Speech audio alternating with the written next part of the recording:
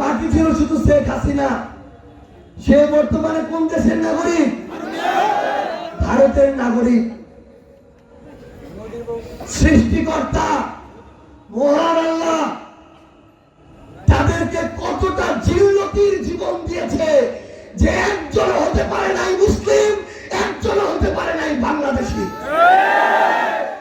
কোন পরিবার নিয়ে কথা বলতে চাই নাই, কিন্তু শুধু এইটুকু বলা দরকার ছিল যে তারা কত বড় পাপী, তারা কত বড় খুনি, কত বড় জুলুমকারী, কত বড় হত্যাকারী, যে তাদের একজনকেও এই মাটির জন্য, দেশের জন্য, নিজের ধর্মের জন্য, নিজের একজন মুসলিম হিসাবে আল্লাহ তাআলা তাদেরকে কবুল করে নাই।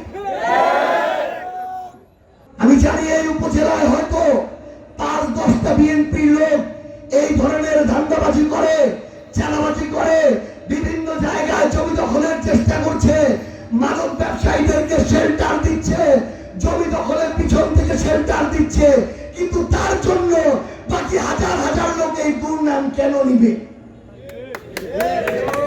আমরা বিএনপির ভাইদেরকে বলতে চাই, ক্ষমতায় আজকে আছেন, কালকে নাই, কিন্তু মনে রাখবেন আপনার সন্তানটা যে স্কুলে যায় ওই স্কুলের টাকাগুলায় যদি বিএনপির ম্যানেজিং কমিটির লোকগুলো ওইখান থেকে লুটপাট করে, ওই স্কুলের শিক্ষার মান যদি শেষ হয়ে যায়, আপনার সন্তানের ভবিষ্যৎ তো শেষ হয়ে যাবে।